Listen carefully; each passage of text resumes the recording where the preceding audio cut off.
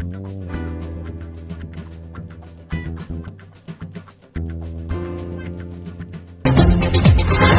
nous revoilà en direct pour les dossiers de Teva consacrés aux célibataires. Patricia, d'abord, quelles sont les nouvelles depuis les nouvelles, toujours les mêmes, à la recherche du grand amour, ouais.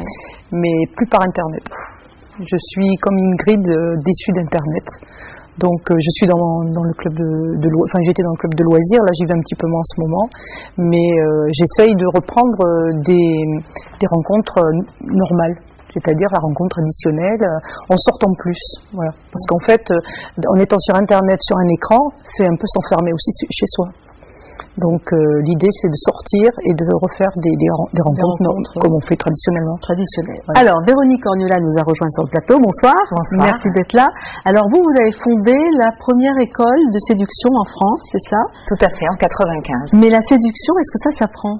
Alors, on dit que non finalement, puisque la séduction est quelque chose d'inné, on plaît ou on plaît pas, et puis vous savez, je dis toujours, c'est que il y a plein de gens qui savent faire la cuisine, et puis après il y a l'art de cuisiner, et bien il y a plein de gens qui savent séduire, et puis il y a l'art de séduire. Donc on peut dire que la séduction est quelque chose qui peut s'apprendre effectivement en se remettant en question.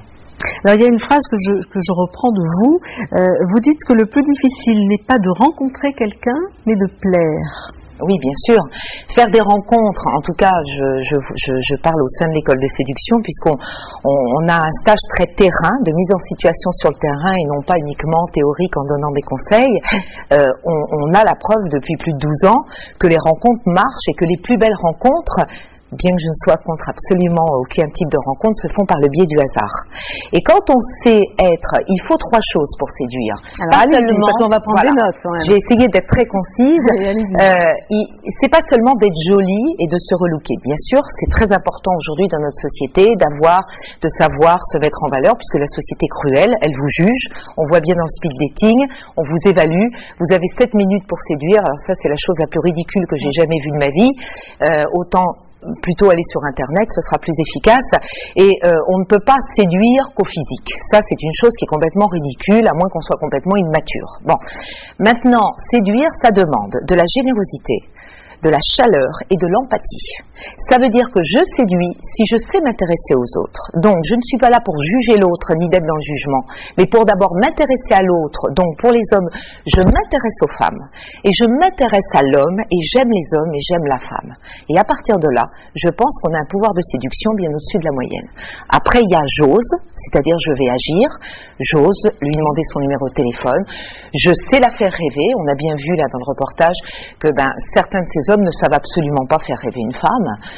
Ils restent toujours en attente que l'autre fasse. Donc on ne peut pas être en attente que l'autre fasse. Pourquoi? Parce que dans la vie, il faut beaucoup donner pour recevoir. Donc c'est une réelle remise en question. Et à partir de ce moment-là, la femme attend qu'on s'intéresse à l'homme, mais l'homme aussi, aujourd'hui, les hommes d'aujourd'hui, c'est plus des Clark Gable ni des Zorro, ils ont besoin d'être rassurés.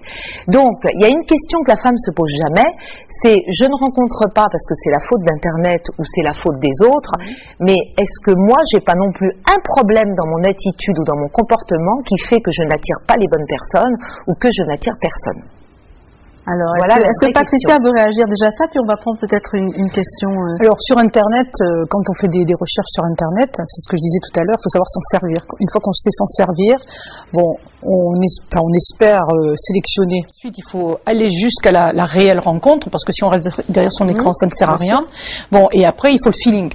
Donc, le feeling, c'est pas, il est pas beau, parce que moi, j'ai eu des gens qui étaient pas très beaux et avec qui j'ai passé des moments super, des repas extraordinaires et tout. Absolument. Voilà. Donc ça n'a rien à voir avec la beauté. Enfin, c'est à 20 ans peut-être, mais quand on commence à avoir 40 ans, tout ça, il y a d'autres choses. Donc là, je suis d'accord. Mais après, bon, je veux dire, moi, je suis quelqu'un quand même qui ose. Sans problème. Ça, j'en suis certaine. J'ose. Et même en osant, c'est comme dans la vie, il faut qu'il y ait le moment, le bon moment, la bonne personne. Et c'est ça qui est le plus difficile, parce que le jour où on va arriver le bon moment, la bonne personne, ben ça y est, on l'a trouvé. Alors on va prendre une question de téléspectatrice, c'est par Internet, et c'est Émilie, et qui a pris sa webcam, on la regarde. Bonsoir Marielle, je m'appelle Émilie, j'ai 23 ans, j'habite à Paris et je suis à la recherche de l'âme sœur. Alors moi j'ai un peu tout tenté, hein, les speed dating, les sites internet, mais il n'y a rien qui a l'air de fonctionner réellement. Alors moi j'ai pensé au coaching et justement j'ai une question pour votre invitée Véronique. Véronique, est-ce que le coaching ça marche réellement? Parce que je suis un petit peu sceptique, mais si ça marche, moi je me laisserais bien tenter. Alors, est-ce que ça marche vraiment? Ça marche, évidemment, ça dépend aussi de nos capacités en tant que coach, c'est important, et de notre expérience, mais ça va marcher si vous avez vraiment envie de le faire et que vous êtes à 400 000% motivé. C'est-à-dire qu'on ne peut pas forcer quelqu'un à faire du coaching. On ne peut pas vendre du coaching en le forçant. D'ailleurs, dans nos stages, il y a toujours une évaluation, une préévaluation avant que la personne se décide. Il faut être très motivé.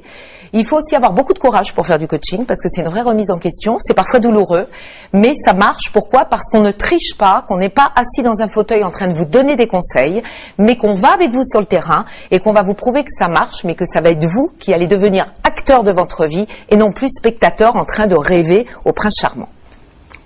Alors Véronique, un conseil peut-être à Patricia directement, puisque Patricia est là, ou peut-être que Patricia, vous avez quelque chose à demander. Moi je prends des notes, il n'y a pas de problème, je prends des notes. Touche à sa fin. Je prends des notes. Alors Patricia est une personne, évidemment, on va dire que c'est pas la personne qui aurait peut-être le plus besoin de conseils dans les gens que j'ai vus dans le reportage. Bon, mais Patricia est une personne très spontanée, qui est très affective, mais peut-être que le côté, alors moi ce que je trouve dans votre attitude, c'est que vous montrez pas assez votre côté affectif. Voilà. Vous montrez, vous montrez la femme de caractère qui sait ce qu'elle veut.